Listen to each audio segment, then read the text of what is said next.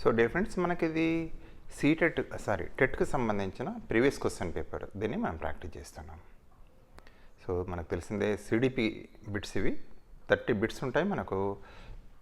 Almost మనకు 30 minutes టైంలో మనకి చేయాల్సి వస్తుంది అనే విషయం మీకు తెలిసిందే. కాకపోతే ఇక్కడ మనకి ఏంటంటే కొంచెం ప్రాక్టీస్ కోసమని కొంచెం ఎక్స్ప్లెనేషన్లో వెళ్తున్నాం. సో ఫస్ట్ క్వశ్చన్ చూడండి. Sharada, who was scolded by her boss, came to her room and tore the papers on her table. The defense mechanism used here is. యజమాని చేత తిట్లు తిన్న శ్రద్ధ తన గదిలోకి వచ్చి టేబుల్పై ఉన్న కాగితాలను చింపేసింది. ఇక్కడ ఉపయోగించిన రక్షక తంత్రం ఏంటిది? సో క్వశ్చన్ డైరెక్ట్ అంటున్నాడు డిఫెన్స్ మెకానిజం. సో ఇక్కడ ఏం చేసిందంటే యజమాని తిట్టిండు, ఆఫీసర్ తిట్టిండు. తన కోపాన్ని ఏంటంటే టేబుల్పై ఉన్న కాగితాలపైన చూపెట్టడం అనేది జరిగింది. సో ఇక్కడ ఫస్ట్ ఏమి ఇచ్చాడు? కంపెన్సేషన్ అంటున్నాడు. అదేవిధంగా డిస్ప్లేస్మెంట్, విస్థాపనం, ఇది రెండవది రైట్ మనకు.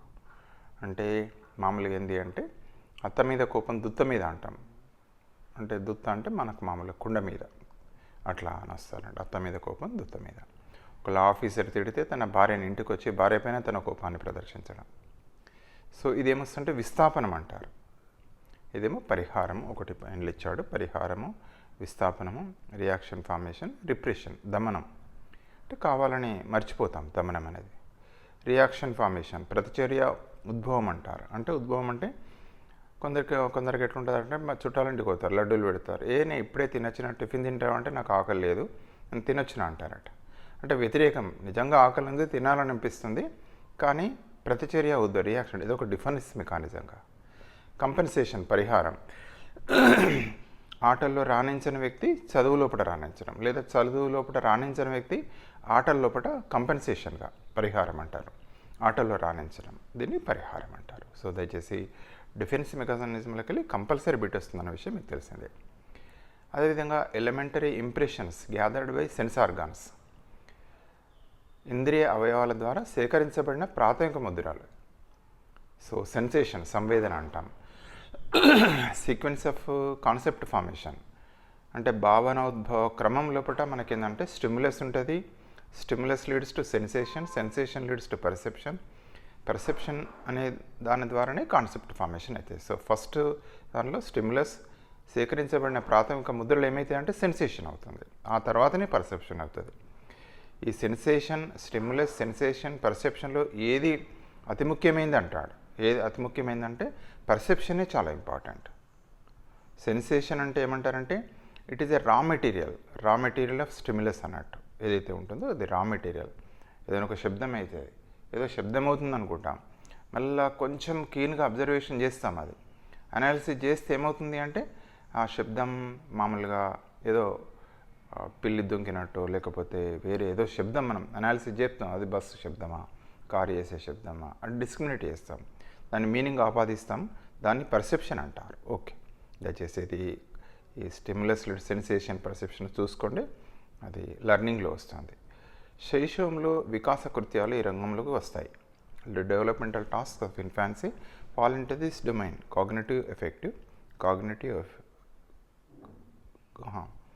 కగ్నిటివ్ అండ్ ఎఫెక్టివ్, మానసిక, చలనాత్మక మరియు భావాత్మక అంటున్నారు.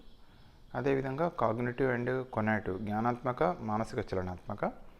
ఇక ఫోర్త్ వన్ కాగ్నిటివ్, ఎఫెక్టివ్, కొనాటివ్ లేదా సైకోమోటర్ అంటాం. దాన్ని ఇంకొక వర్డ్ యూజ్ చేస్తున్నాడు. దయచేసి ఇంగ్లీష్ పడిన మిత్రులు కొంచెం క్లీన్గా ఉంటే చాలు. తెలుగు లోపల జ్ఞానాత్మక, భావవేశ, మానసిక చలనం, 3 రంగాలు.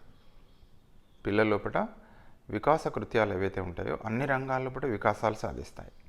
ఫర్ ఎగ్జాంపుల్ ఆటలు ఆడతారు పిల్లలు, ఆటలు ఆడితే అన్ని రంగాలు, జ్ఞానాత్మక రంగం, భావేశ రంగం, మానసిక చలనాత్మక రంగం అన్ని రంగాల కింద వస్తుంది. సో అందువల్ల ఫోర్త్ వన్ రైట్. కోల్బర్గ్ ప్రకారం నైతిక వికాసం అత్యున్నత స్థాయికి చేరుకునే వయసు. సో ఆటోమేటిక్గా మనకు తెలిసిన ఉంది 13 ఇయర్స్. అది 13 ఇయర్స్ ఏజ్ అయితే ఉందో అది మనకు మామూలుగా దాన్ని ఉత్తర సాంప్రదాయక దశ అంటారు. అక్కడ స్టార్ట్ అవుతుంది. 13కి వెళ్ళి స్టార్ట్ అవుతుంది. సో నెక్స్ట్ మనం చూసినట్టయితే 2 years old boy hi just started speaks. తెలుగులో చూద్దాం. ఒక 2 ఏళ్ల బాలుడు అప్పుడే మాట్లాడడం ప్రారంభించాడు. గ్రామంలో ఉంటున్న అతని అమ్మమ్మ వారిని చూడడానికి వచ్చింది. అతని తండ్రి ఆఫీస్ నుండి తిరిగి వచ్చిన తర్వాత సరైన భూతకాల రూపాన్ని ఉపయోగించి అమ్మమ్మ వచ్చింది అని చెప్పాడు. ఆ పిల్లవాడు సరైన వ్యాకరణాన్ని ఉపయోగించగలిగాడు. ఎందుకంటే చామ్స్కీ ప్రకారం వ్యక్తులు వారి భాష యొక్క నియమాలను అర్థం చేసుకోగలిగిన సామర్థ్యం అనేది ఎట్లా వస్తుంది? ఇన్నేటా, కాన్షియసా, డెలిబరేటా, ప్లానెటా? ఇన్నేట్, స్వతసిద్ధమైంది అనేది దీనికి సరైన ఆన్సర్. ఇన్నేట్, అక్వైర్డ్, ఇన్నేట్ అని అంటారు. ఆ పిల్లవాడు యొక్క సామర్థ్యం ఏంటంటే ఇన్నేట్. అక్వైర్డ్ అంటేనేమో సమపార్జించుకున్నది. ఇన్నేట్ అంటేనేమో మనకు ఆల్రెడీ ఒక రకంగా చెప్పాలంటే జెనెటికల్గా ఇన్నేట్గా వచ్చింది, పుట్టుకతోటే రావడం జరిగింది. ఇది ఇన్నేట్. నెక్స్ట్ బిట్ చూస్తున్నాం. నీలిమ తన బిడ్డను పార్టీకి తీసుకువెళ్తూ, నీ ప్రవర్తనతో జాగ్రత్తగా ఉండు, మన కుటుంబం యొక్క పరువు ముఖ్యం, ఏదైనా తప్పు జరిగితే నిన్ను విడిచిపెట్టనని చెప్పింది. నీలిమ ఈ విధమైన తల్లి. అంటే ఇక్కడ అథారిటేటివ్, పర్మిసివ్, తర్వాత అంటే ఇక్కడ అటోక్రాట్ అని అంటాం. అథారిటేరియన్, ఇది రెండు నిరంకుశతత్వం. అధికారయుత, అనుమతిపూర్వక, జోక్యరహిత, నిరంకుశ. సో నాయకత్వం రకాలు ఉంది. సో దయచేసి అందులోకి వెళ్ళి అడుగుతున్నాడు. జోక్యరహిత అన్నట్టు అంటే లైసెన్స్ ఫేర్ అని కూడా అంటారు దీన్నే. సో ఇది అథారిటేటివ్. అనుమతిపూర్వక అంటేనో డెమోక్రటిక్ టైప్. సో ఈ విధంగా ఈ రెండు కొంచెం అథారిటేటివ్, అథారిటేరియన్ అనేది ఇవి రెండు కొంచెం దగ్గరగా ఉంది. ఇక్కడ నిరంకుశ, తెలుగులోనైతే ఈజీగా తీసుకోవచ్చు. అథారిటేరియన్గా ఇక్కడ ఇస్తున్నాడు. సో అంటే అథారిటేటివ్ అంటేనేమో అధికారయుత అంటే అధికారులు ఆజ్ఞాపిస్తారు, అధికారులు పనిచేయమంటారు, అది అనిస్తున్నాడు. అథారిటేరియన్ అంటేనేమో ఈ రెండింటికి వ్యతిరేకం. ఇక్కడ పర్మిసివ్, అనుమతిపూర్వక, నిరంకుశ. అనుమతిపూర్వకం డెమోక్రటిక్ అనే భావం మనకు ఆ భావంది. అంటే డిస్కస్ చేస్తారు మామూలుగా నాయకత్వంలో. ఫర్ ఎగ్జాంపుల్ టీచర్స్ తోటి ఈ ప్రోగ్రామ్ ఎట్లా చేద్దామని హెచ్ఎం గారు డిస్కస్ చేస్తారు తోటి స్టాఫ్ తోటి, పిల్లల చేత. అప్పుడు ఫైనల్గా ఏ రకంగా ప్రోగ్రామ్ చేయాలనో వాళ్ళని ప్లాన్ చేసుకొని చేస్తారు. అదేమో అనుమతిపూర్వక, పర్మిసివ్ అంటే డెమోక్రటిక్ టైప్. అథారిటేరియన్ అంటే ఏమవుతుందంటే మామూలుగా ఈ రకంగానే చేయాలంతే, ఆయన్నే ప్లాన్ చేస్తాడు, ప్లాన్ ఇచ్చేస్తాడు, దాన్ని మామూలుగా చేసేయాలి. హిట్లర్ టైప్ అట్లా. జోక్య రహితం అంటే ఫర్ ఎగ్జాంపుల్ క్లాసులో ఉంటుంది, పిల్లది వాళ్ళే చదువుకుంటారు, ఈ గైడెన్స్ ఉండదు, ఏముండదు, అట్లా జోక్య రహిత.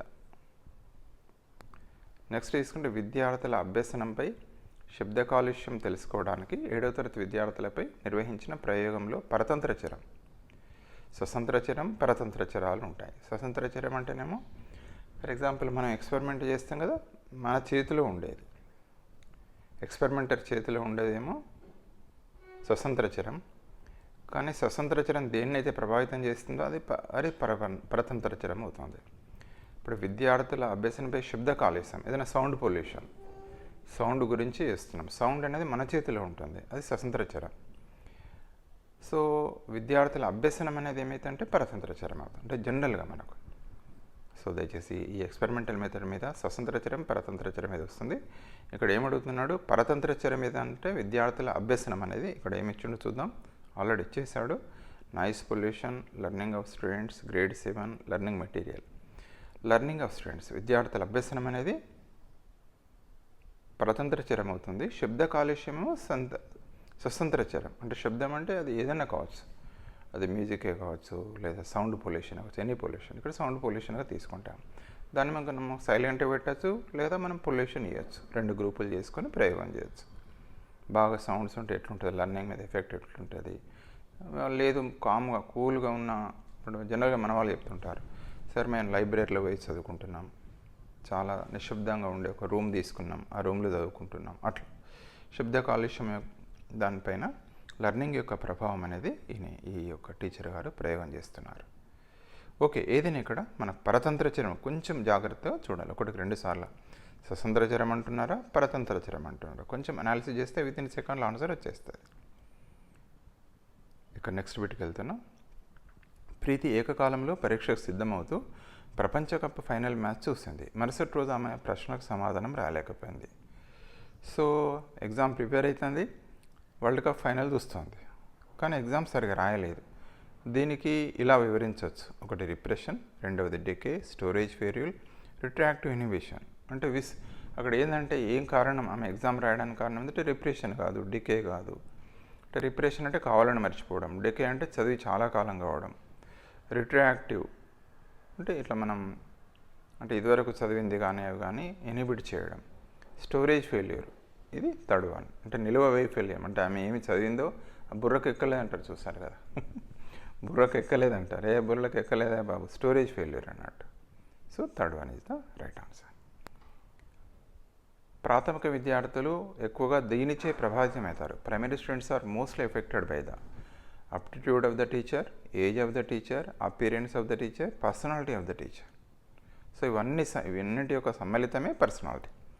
సో ఈ విధంగా ఎవరమైనా కూడా పర్సనాలిటీ ఆఫ్ ద టీచర్ అనేది వెరీ వెరీ ఇంపార్టెంట్. ఉపాధ్యాయుని యొక్క మూర్తిమత్వం అంటే అన్నీ వస్తాయి. అతని యొక్క అప్టిట్యూడ్ వస్తుంది, టీచర్ యొక్క బాహ్య రూపం కావచ్చు, అన్నీ వస్తాయి. ఏదైనా అతని యొక్క నాలెడ్జ్ అన్నీ వస్తాయి. సో ఉపాధ్యాయుని యొక్క మూర్తిమత్వం అనేది పిల్లలను ప్రభావితం చేస్తుంది ప్రాథమిక విద్యార్థులు. So fourth one is the right answer. అభ్యాసకుడు పెరుగుతున్న సామాజిక సాంస్కృతిక సందర్భాన్ని ప్రతిబింబజేయాలనే పాఠశాల యొక్క ఒక లక్ష్యం.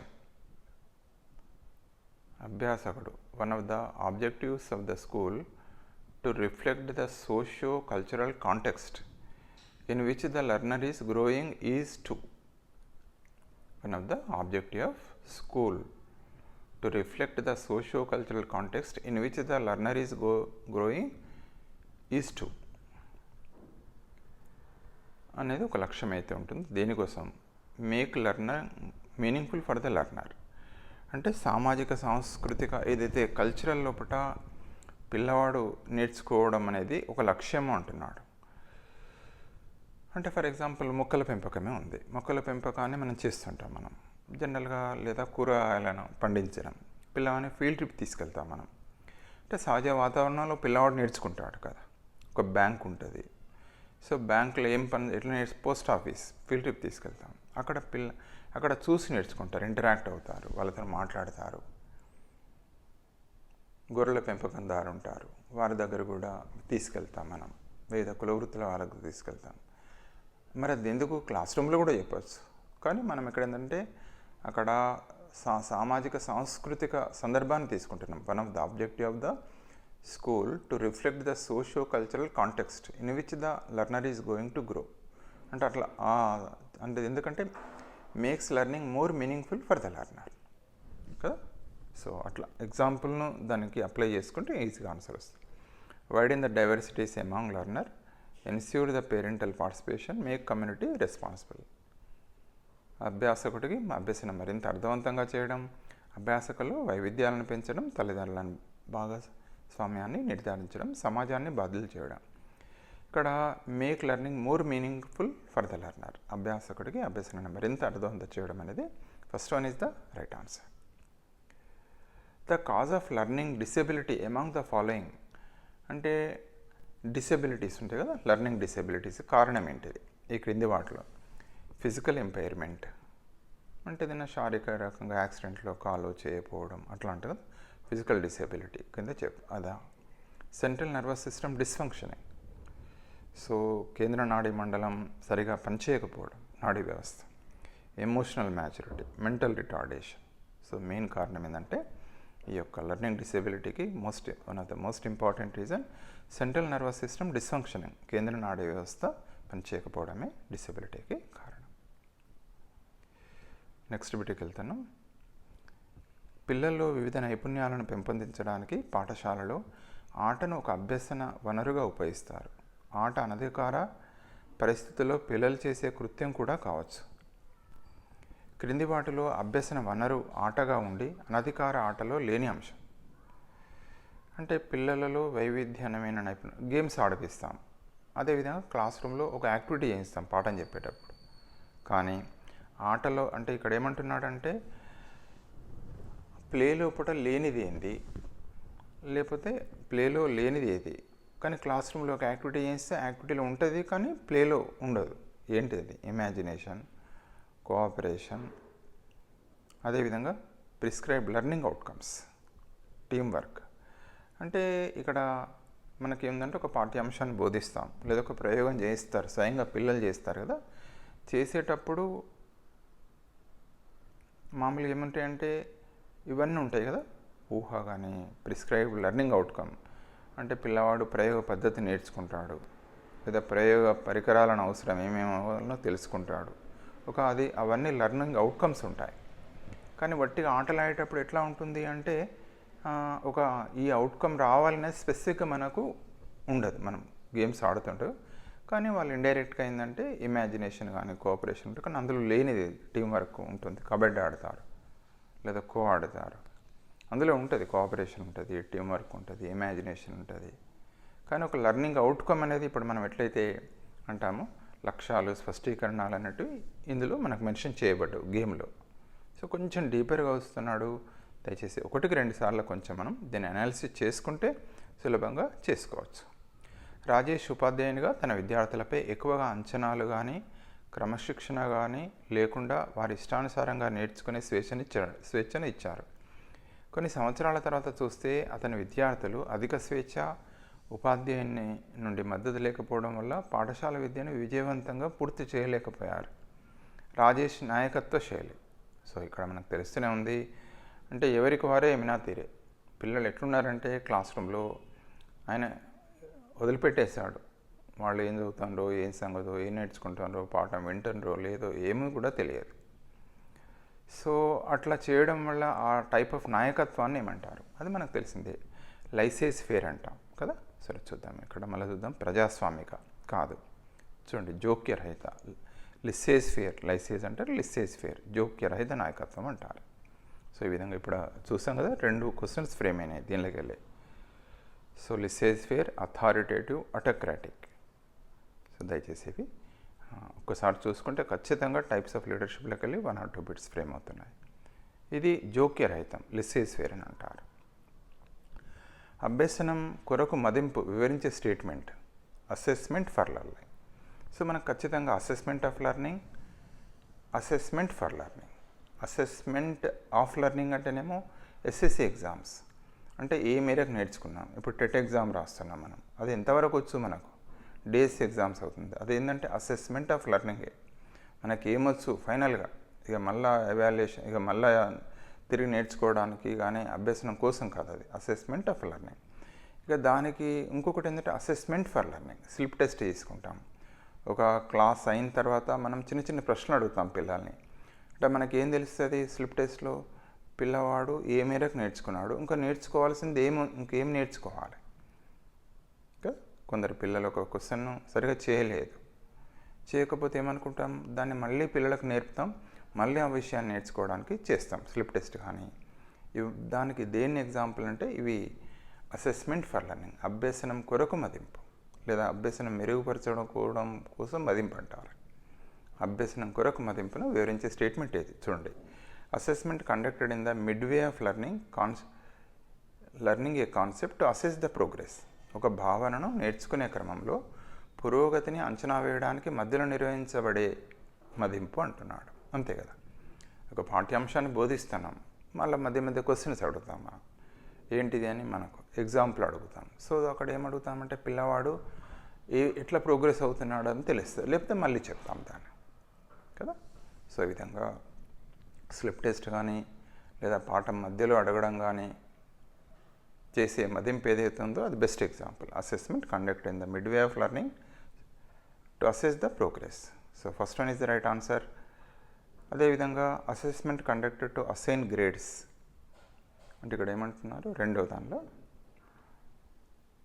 అన్ని లక్ష్యాలకు సంబంధించిన కృత్యాలు పూర్తి చేసిన తర్వాత నిర్వహించబడే మదింపు. టు అసైన్ గ్రేడ్స్ ఇవ్వడం కోసం కాదు కదా, గ్రేడులు నిర్వహించడానికి చేసే మదింపు. Assessment conducted less frequently mostly at the end of the టర్మ్లో ముగించేది కూడా ఏమంటారంటే దేని కింద వస్తుంది అంటే అసెస్మెంట్ ఆఫ్ లెర్నింగ్ కూడా చెప్తున్నాడు. జాగ్రత్తగా ఉండాలి, యాన్యువల్ ఎగ్జామ్స్ కానీ టర్మ్ ఎగ్జామ్స్ కూడా చెప్పబడుతుంది అసెస్మెంట్ ఆఫ్ లెర్నింగ్ భాగంగా. Okay, identify A statement that indicates attitude of a person. ఈ క్రింది వాటిలో వైఖరిని తెలిపే స్టేట్మెంట్ ఏది? ఒక వ్యక్తి వైఖరిని సూచించే స్టేట్మెంట్ గుర్తించండి. X is good in numerical ability అంటే ఎక్స్ సంఖ్యా సామర్థ్యాల్లో మెరుగ్గా ఉన్నాడు, వైఖరి అని తెలుపది ఏది. B, Y attend school regularly, పాఠశాలకు హాజరవుతున్నాడు రెగ్యులర్గా. Z is not admitted his children in private school with a feeling that they may become dependent on others forever. ఎప్పటికీ ఇతరులపై ఆధారపడతాడేమోననే భావనతో జడ్ తన పిల్లల్ని ప్రైవేట్ పాఠశాలలో చేర్చలేదు. సో ప్రైవేట్ పాఠశాలలో చేరిస్తే ఎప్పుడు ఆ పిల్లవాడు తన కొడుకు ఇతరుల మీదనే ఆధారపడతాడు అనే భావం. He may be dependent on others, ఇతరులపైన. ఇది ఆటోమేటిక్గా తెలుస్తూనే ఉంది. ఇది వైఖరి, ఇది వైఖరిని తెలియజేస్తుంది. ఆన్సర్స్ ఆప్షన్ చూడండి, A only, AB only, C only, ABC. So ఇక్కడ ఆన్సర్ ఆటోమేటిక్గా మనకు అర్థమైంది. C is the right answer కదా. ఆయన వైఖరిని తెలియజేస్తుంది, ఆ యొక్క తండ్రి యొక్క వైఖరిని తెలుపుతుంది.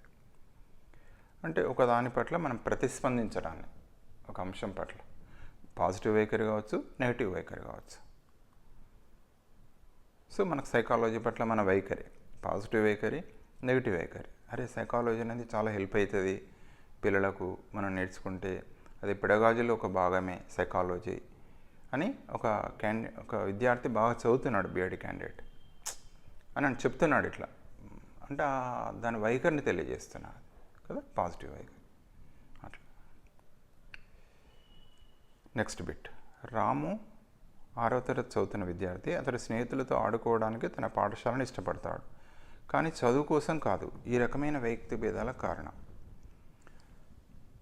అంటే పాఠశాలకు ఎందుకు వెళ్తాడు, ఇష్టం ఎందుకంటే అతడికి ఆడుకోవడం కోసం, ఆడుకోవడానికి పాఠశాలను ఇష్టం, కానీ చదువు కోసం కాదు. అంటే ఆటల పట్ల ఇంట్రెస్ట్ ఉంది, చదువు పట్ల ఇంట్రెస్ట్ లేదు అని ఇక్కడ తెలుపుతుంది. ఏ రకమైన వైయక్తిక భేదం అంటాడు అంటే వైయక్తిక భేదాలు 2 రకాలు. Inter individual differences, intra individual difference. అంటే ఇద్దరు వ్యక్తులు కానీ ఒకరికన్నా వ్యక్తుల మధ్య ఉండే వైయక్తిక భేదాన్ని ఇంటర్ ఇండివిజువల్ డిఫరెన్సెస్ అంటాం, వ్యక్తంతర. ఇది ఏమవుతుందంటే ఒకే వ్యక్తిలో పూట వైయక్తిక భేదం కనపడుతుంది కదా. మరొకసారి చూద్దాం. రాము 6వ తరగతి చదువుతున్న విద్యార్థి అతడి స్నేహితులతో ఆడుకోవడానికి తన పాఠశాలకు ఇష్టపడతాడు. ఆటలంటే ఇష్టం, కానీ చదువు కోసం కాదు, చదువు అంటే అంత పెద్ద ఇంట్రెస్ట్ లేదు. సో ఒకే వ్యక్తిలో కూడా ఇట్లా ఉంది. దీన్ని ఏమంటారంటే ఇంట్రా, వ్యక్తి అంతర్గత వైయక్తిక భేదం. ఇది మనకు తెలిసిందే. సో అట్లా దయచేసి ఇక్కడ చూద్దాం. ఇంట్రా ఇక్కడ ఇచ్చాడు ఫస్ట్. ఇంట్రా వ్యక్తి అంతర్గత వైయక్తిక భేదాలు, తనలో ఒకే వ్యక్తిలో ఉండేది. మనకు సైకాలజీ అంటే ఇంట్రెస్ట్ ఉంటుంది, ఫిలాసఫీ అంటే ఇంట్రెస్ట్ లేకపోవచ్చు. ఫర్ ఎగ్జాంపుల్ చెప్తున్నాం ఇక్కడ. సో దాన్ని ఏమంటామంటే ఇంట్రా ఇండివిజువల్ డిఫరెన్సెస్ అంటాం. అదేవిధంగా రెండవది వ్యక్తంతర వైయక్తిక భేదాలు, ఇంటర్ ఇండివిజువల్ డిఫరెన్సెస్ కాదు. ఇది ఇద్దరు వ్యక్తులు లేదా ఒకటి కన్నా ఎక్కువ వ్యక్తుల మధ్య కాదు. ఆటకు సంబంధించిన వ్యక్తంతర్గత మరియు చదువుకు సంబంధించిన వ్యక్తంతర కాదు. ఆటకు ఇది దాన్ని వ్యతిరేకంగా ఇచ్చాడు, అది వ్యక్తంతరనే. సో ఇక్కడ 2-3 సార్లు ఒక 1 to 2 times చదవాలి, ఎందుకంటే మీకు తెలిసిందే ఎవరీ బిట్ ఈజ్ ఇంపార్టెంట్. మనకు స్కోరింగ్ కాబట్టి కొంచెం ఈజీ మనకు ఉంటుంది psychology. Okay. Rate of development in various stages of development is వివిధ వికాస దశలలో వికాసం రేట్ ఎట్లా ఉంటుంది అంటే ఒకే రకంగా ఉండదు, మనకు తెలిసిందే. అన్ని దశల్లో ఏకరీతిగా ఉంటుంది. Not uniform in all stages, ఏకరీతిగా ఉండదు కదా. ఒక దశలో ఎక్కువ ఉంటుంది, ఒక దశలో తక్కువ ఉంటుంది. అది భౌతిక వికాసమే ఫర్ ఎగ్జాంపుల్, లేదా మానసిక వికాసం కావచ్చు, ఉద్వేగ వికాసాలు కావచ్చు. అంటే మామూలుగా అప్ అండ్ డౌన్ ఉంటుంది. శేషంలో మాత్రం ఏకరీతిగా ఉంటుంది, ఉత్తర బాల్యంలో అట్లా కాదు కదా. అన్ని దశల్లో ఏకరీతిగా ఉంటుంది. క్రింది వాటిలో తరగతి గదిలో విద్యార్థుల జ్ఞానాన్ని నిర్మించుకున్నట్టుకు తక్కువ అవకాశం కలిగించిన ఒక కృత్యం. One of the following activities has less scope for the construction of knowledge by the students in the classroom. A teacher asking students why all the plants don't grow in deserts. మొక్కలన్నీ కూడా ఎడారుల్లో ఎందుకు పెరగవు అని అడుగుతున్నారు. అదేవిధంగా సేంద్రియ పద్ధతుల్లో కూరగాయల సాగుపై విద్యార్థులను చర్చించేలా చేస్తున్న ఉపాధ్యాయుడు. A teacher making students to discuss on cultivation of vegetables using organic methods. Discussion అన్నట్టు. అదేవిధంగా students reviving the literature on plants, economic value and discussing in the group in the classroom. విద్యార్థులు మొక్కలు ఆర్థిక విలువ అనే అంశంపై సాహిత్యాన్ని సమీక్షించి మరియు తరగతి గది సమూహాల్లో చర్చించడం. A teacher who read the lesson in the classroom. తరగతుల గదిలో పాఠం చదివే ఉపాధ్యాయుడు. ఇక్కడ అర్థమవుతుంది అన్నిట్లో కూడా పిల్లలు జ్ఞానాన్ని నిర్మించుకోవడానికి అవకాశం ఉంది, కానీ పాఠం చదివితే నిర్మించుకోలేరు కదా. A teacher who reads the lesson in the classroom తక్కువ కన్స్ట్రక్షన్ అవడానికి అవకాశం ఉన్నది 4th వన్. క్రింది వాటిలో ఒక ఉపాధ్యాయుని మీరు ఆచరించందని గుర్తించండి. From the following identify what you would not practice as a teacher in the schools. ఒక ఉపాధ్యాయుడిగా మనం క్రింది దాన్ని మనం ఆచరించాం, ప్రాక్టీస్ చేయం. Making students to participate in learning activities to provide hands on experience. అంటే హ్యాండ్స్ ఆన్ ఎక్స్పీరియన్సెస్తో మనం చెప్పడం పిల్లలకు చేస్తాం. అది విద్యార్థులను అభ్యసన కృత్యాల్లో పాల్గొనేలా చేసి వారికి ప్రత్యక్ష అనుభవాలను కలిగించడం మనం చేసేదే. Promote the idea of peer learning to enable all students to learn and enjoy. విద్యార్థులందరూ అభ్యసించి ఆనందింపజేయటకు సమవయస్కుల అభ్యసనాన్ని ప్రోత్సహించడం మనం చేస్తాం తప్పనిసరిగా. Making students practice only mock test daily to achieve good rank in annual exam. వార్షిక పరీక్షలో మంచి ర్యాంక్ సాధించడానికి విద్యార్థులతో ప్రతిరోజు మాక్ టెస్ట్లు మాత్రమే ప్రాక్టీస్ చేయించడం ఇది చేయం కదా. చేయించాలంటే మనకు పిల్లలు చదవాలి, బాగా చదవాలి కదా. మేకింగ్ ద స్టూడెంట్స్ ప్రాక్టీస్ ఒక మాక్ టెస్ట్ని ప్రాక్టీస్ చేయించడమే చేయం జనరల్గా, అందుకే అది రైట్. 4th వన్ కూడా చూద్దాం. Identifying the abilities among the students and providing the learning experiences accordingly. విద్యార్థులను సామర్థ్యాన్ని గుర్తించి తదనుగుణంగా అభ్యసన అనుభవాలను అందించడం ఇది కూడా చేస్తాం. 3 చేస్తాం, ఇది ఒకటి మాత్రం చేయం. So 3rd one is the right answer. అందువల్ల as per NCF 2005 the appropriate learning resources in the transaction of primary level classroom. NCF ప్రకారం ఏంటంటే ప్రాథమిక స్థాయి లోపల మనం ట్రాన్సాక్ట్ చేయడానికి లెర్నింగ్ రిసోర్సెస్ ఏంటి, పాఠాలు చెప్పడానికి మనకు మామూలుగా అభ్యాస వనరులు ఏమేమి ఉంటాయి అంటున్నాడు. ఇంటర్నేషనల్ టెక్స్ట్ బుక్స్ కాదు, labs equipment with rich heavy material కూడా కాదు, సమాచారంతో నిండిన ఈ లైబ్రరీ కూడా కాదు. ఏంది లోకల్ ఎన్విరాన్మెంట్, స్థానిక పరిసరాలు, పంటలే కావచ్చు, మామూలుగా కుటుంబం ఉంటే కుటుంబమే కావచ్చు. సో ఇట్లా లోకల్ ఎన్విరాన్మెంట్ ఏదైతే ఉందో దాన్ని మనం ప్రాథమిక స్థాయిలో ఉపయోగించడానికి అది one of the wonderful resource దేనికైనా కూడా. కానీ ప్రాథమిక స్థాయిని ఇక్కడ ఇస్తున్నాడు NCF 2000 ప్రకారం, local environment. So next bit, as per the right to education act 2009 no teacher shall be deployed for this. 2000 RT right to education act ప్రకారం ఉపాధ్యాయుడిని దీనికై నియమించకూడదు. క్యాంపెయిన్ ఇన్ లోకల్ స్థానిక ఎన్నికల్లో ప్రచారం చేయటం.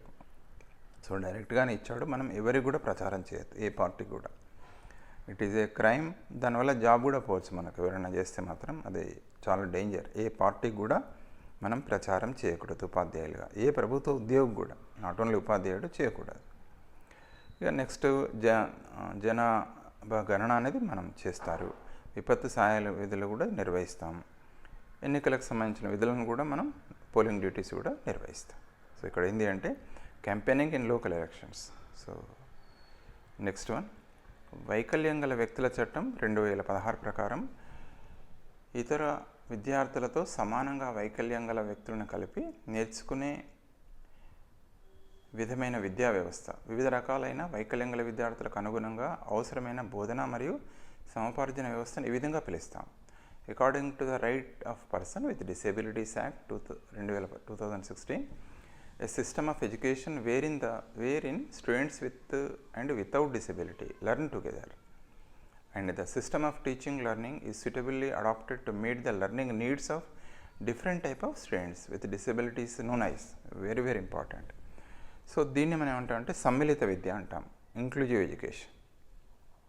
సో ఇది వెరీ ఇంపార్టెంట్. అంటే మనకు డిసెబిలిటీ పిల్లలు కావచ్చు, సాధారణ పిల్లలు కావచ్చు, అదేవిధంగా బ్యాక్వర్డ్ చిల్డ్రన్ కావచ్చు, ఎవరైనా కూడా అందరినీ కలిపి ఒకే దగ్గర వాళ్ళ అవసరాలను తీర్చే విధంగా బోధించడాన్ని ఏమంటారంటే ఇంక్లూజివ్ ఎడ్యుకేషన్ అంటారు, సమ్మిళిత విద్య అంటారు. ఇది కంపల్సరీ బిట్ అడుగుతున్నాడు, కొంచెం కాషియస్గా ఉండాలి. According to the rights of person with disability act 2016, a system of education where in students with and without disability learn together. Disability ఉన్న పిల్లలు లేదా కామన్ పిల్లలు together, and the system of teaching and learning is suitably adapted to meet the learning needs of different type of students with disabilities is known as. So వాళ్ళ యొక్క అవసరాలను తీర్చే విధంగా విద్యా బోధన గడపడం. వైకల్యం గల వ్యక్తుల చట్టం 2016 ప్రకారం ఇతర విద్యార్థులతో సమానంగా వైకల్యం గల వ్యక్తులను కలిసి నేర్చుకునే విధమైన విద్యా వ్యవస్థ వివిధ రకాల వైకల్యం గల విద్యార్థులకు అనుగుణంగా అవసరమైన బోధన మరియు సమపర్జన వ్యవస్థను ఏమంటాం? సమైక్య విద్య, ఫస్ట్ ఇంటిగ్రేటెడ్ ఎడ్యుకేషన్ అంటున్నాడు, రెండవది ఇంక్లూజివ్ ఎడ్యుకేషన్ సమ్మిళిత విద్య, స్పెషల్ ఎడ్యుకేషన్ ప్రత్యేక విద్య, ఇన్ఫార్మల్ ఎడ్యుకేషన్ కాదు, సమ్మిళిత విద్య అంటాం, inclusive education. From among the following identify the correct statement. క్రింది వాటిలో సరైన స్టేట్మెంట్లను గుర్తించండి. Reinforcement increases the occurrence of response. పునర్బలనం ప్రతిస్పందన సంభవాన్ని పెంచుతుంది. Okay. Positive reinforcement increases the probability of occurrence of response. Okay. Negative reinforcements decreases the probability of occurrence of response. కాదు. Both positive and negative reinforces increases the occurrence of response. Yes, right కదా. So ఇక్కడ options ఏం చూద్దాం. A B C D అంటున్నాడు, BC మాత్రమే అంటున్నాడు. మూడో దాంట్లో ఏబిడి, ఏ రైటే, బి రైటే, డి రైటే కదా.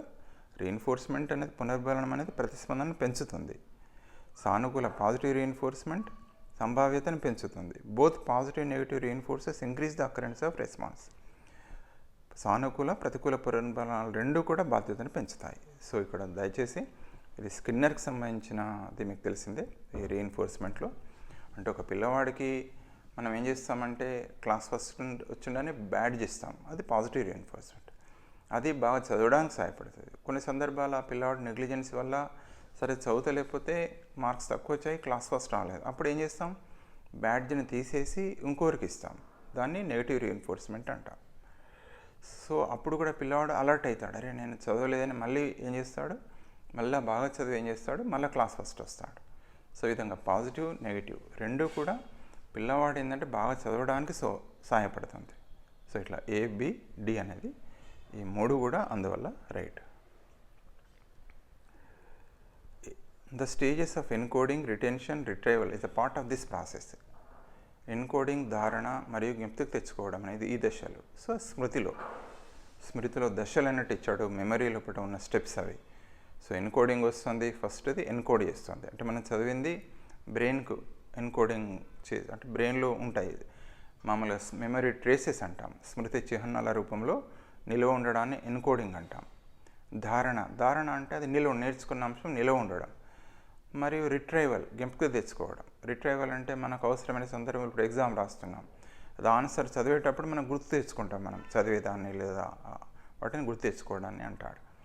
సో ఇవన్నీ దేనికి అంటే మెమరీలో ఉండే స్టెప్సివ్ సోపానాలు. ఫస్ట్ది ఎన్కోడింగ్, మన జ్ఞానేంద్రియాల ద్వారా స్వీకరించుకున్న ఏదైనా కూడా ఎన్కోడ్ అయి అది మెమరీ ట్రేసెస్ రూపంలో ఉంటుంది. ధారణ చదివింది ఎక్కువ కాలం నిల్వ ఉంటుంది, లేదా నిల్వ ఉండడాన్ని ధారణ అంటారు. మరియు రిట్రైవల్ మనం అవసరమైన సందర్భంలో మనం ఆ యొక్క ఏవైతే మనం ధారణలో ఉన్నాయో తీసుకొచ్చుకోవాలి, రిట్రైవ్ కావాలి. ఇది ఏంటంటే స్మృతిలో సోపానాలు అంటారు. సో ఇక్కడ విస్మృతి కాదు, లర్నింగ్ కాదు, మోటివేషన్ కాదు, మెమరీ స్మృతి అన్నాం, ఇక్కడ స్మృతి యొక్క సోపానాలు. So next bit. So fourth one is right answer. A boy who was ridiculed by his friend for not knowing to ride a bicycle learnt it and continued to ride because of pleasure. The motivation that made the boy to learn and continues riding bicycle is. Cycle తొక్కడం రాదని స్నేహితుల హేళన చేయబడ్డ ఒక బాలుడు దానిని నేర్చుకొని దాని నుండి ఆనందం పొందడం వలన సైకిల్ తొక్కడం కొనసాగించాడు. సైకిల్ తొక్కడం నేర్చుకోవడానికి మరియు కొనసాగించడానికి బాలుడి ప్రేరణ ఏమవుతుంది? సో బయట ప్రేరణ వాళ్ళు మెచ్చుకుంటారు కదా, రాలేదని హేళన చేశారు, వస్తే అబ్బో బాగా వచ్చింది అనేది. అది ఏమవుతుంది అంటే మామూలుగా motivation 2 types, external and internal, బాహ్య ప్రేరణ, అంతర్గత ప్రేరణ. ఇతరులు మెచ్చుకుంటారు లేదా ప్రైజెస్ వస్తాయని చేయడం అనేది బాహ్య ప్రేరణ. కానీ పిల్లవాడు సైకిల్ దొక్కితే ఎంజాయ్ చేయడం అయితే ఇంటర్నల్ మోటివేషన్, అంతర్గత ప్రేరణ. అంటే ఇలా రెండు కనబడుతున్నాయి. ఇక్కడ ఏమన్నాడు, ఒకటి బాహ్య ప్రేరణ మాత్రమే, అంతర్గత ప్రేరణ మాత్రమే. బాహ్య మరియు అంతర్గత ప్రేరణ రెండు, both and external, extrinsic and intrinsic motivation. So ఈ రెండు కూడా వస్తాయి. So third one is right answer, no motivation అనేది కాదు. Next bit. అకార్డింగ్ టు పియాజే, cognitive development theory irreversibility is the feature in this. So irreversibility అనే దాన్ని మనకు ఎట్లుంటుందంటే, అకార్డింగ్ టు పియాజే cognitive development theory, irreversibility is the feature of this stage. అంటే మనకు మామూలుగా మళ్ళీ పూర్వస్థితి చేరుకుంటుంది. ఫర్ ఎగ్జాంపుల్ ఒక దశలో కూడా ఏం చేస్తామంటే, ఆ 2 సమాన గ్లాసులో వాటర్ తీసుకొని ఒక పొడవైన గ్లాస్ తీసుకొని పొడవైన గ్లాసులో పోస్తాం. పిల్లవాడు ఒక దశలో ఏం చేస్తారంటే పొడవైన గ్లాసులో ఉన్న వాటరే కరెక్ట్ అంటాడు. దాన్ని ఏమంటారంటే ఆబ్సెన్స్ ఆఫ్ ఇర్రివర్సిబిలిటీ అంటారు, అవిపర్యాత్మక భావన అంటాం. కానీ ఇంకొక దశలో రెండిట్ల సమానమే అంటాడు. ఏ పాత్రలో పోసినా రెండిట్లు ఈక్వలే కదా, అది ఈక్వలే ఉన్నదని చెప్తాడు. ఎక్కడ ఉంటుంది అని అంటాడు. సో అందులో ఏంటంటే ఇది యాక్చువల్లీ ఇది మూర్త ప్రచాలక దశ. సారీ, చూద్దాం అది ఏంది అనేది. ఆన్సర్స్ ఏమి ఇచ్చాడు ఒకసారి చూద్దాం. Pre operational stage, sensory motor stage, concrete operational stage, formal operational stage. So ఇక్కడ మనకు పూర్వ ప్రచాలక దశ అని ఇచ్చాడు. దయచేసి ఇది ఒక్కసారి రీచెక్ చేసుకోవాలి. ఇది ఏంటంటే అవిపర్యాత్మక భావన ఈ దశ యొక్క లక్షణం అన్నాడు. ఈ పూర్వ ప్రచాలక దశలో ఒకటి ఏముంటుంది అంటే అది ఆబ్సెన్స్. ఇది ఆన్సర్ అనేది రాంగ్ ఉంది. మరొకసారి కూడా మీరు కూడా చెక్ చేసుకోండి. ఇది ఏంటంటే కాంక్రీట్ ఆపరేషనల్ స్టేజ్, ఇది లక్షణం. ఇది ఆబ్సెన్స్ అని ఉంటేనేమో ప్రీ ఆపరేషనల్ అవుతుంది. కానీ ఇక్కడ అవిపర్యాత్మక భావన ఈ దశ యొక్క లక్షణం ఇర్రివర్సిబిలిటీ, అంటే అది మూర్త ప్రచాలక దశనే అవుతుంది. Concrete operations. Third answer right, first answer కాదు. దయచేసి మీరు కూడా ఒకసారి మీరు బుక్ తీసండి, తెరవండి, మరొకసారి చెక్ చేసుకోండి.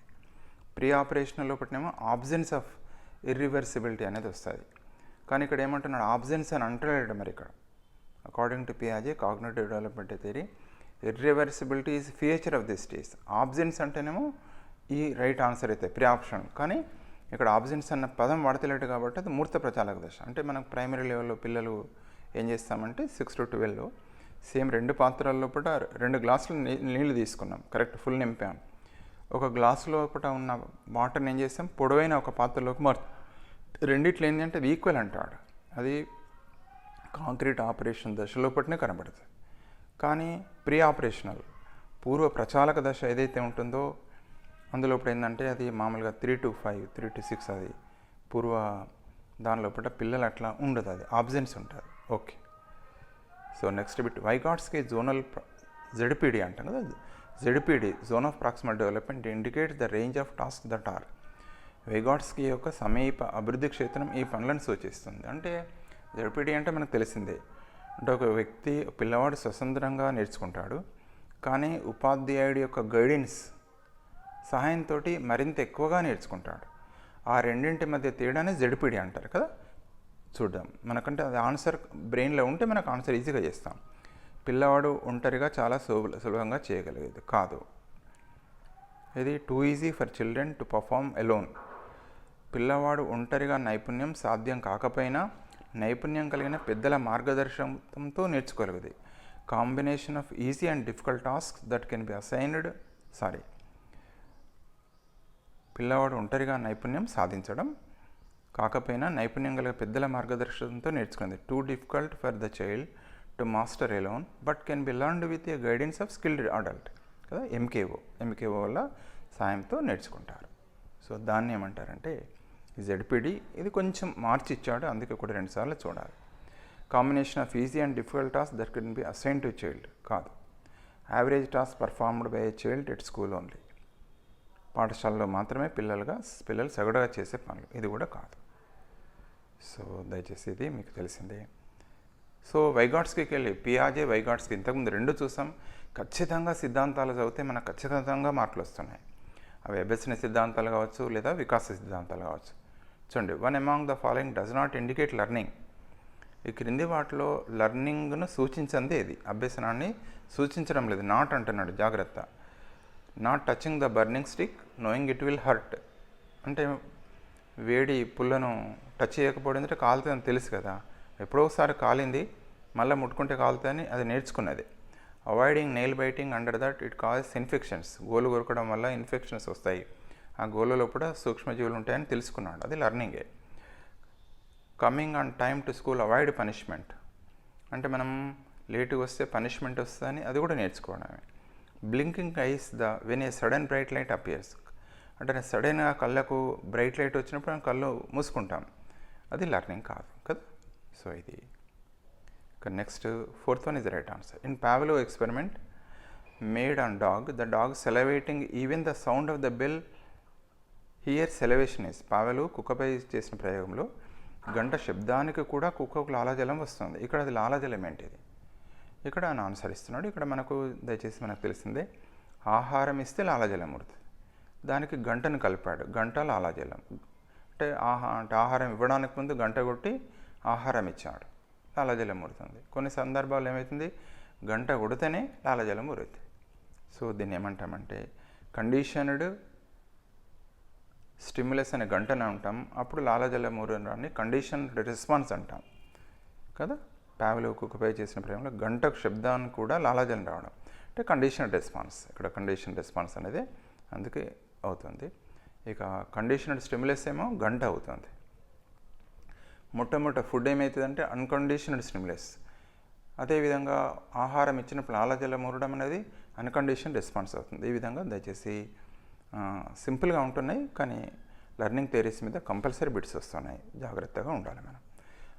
తర్వాత నిర్బంధిత ప్రతిస్పందన, కండిషనల్ స్టిమ్యులస్ అంటే అందులోకెళ్ళే తీశాడు, కానీ ఇది మాత్రం కండిషనల్ రెస్పాన్స్, నిర్బంధిత ప్రతిస్పందన.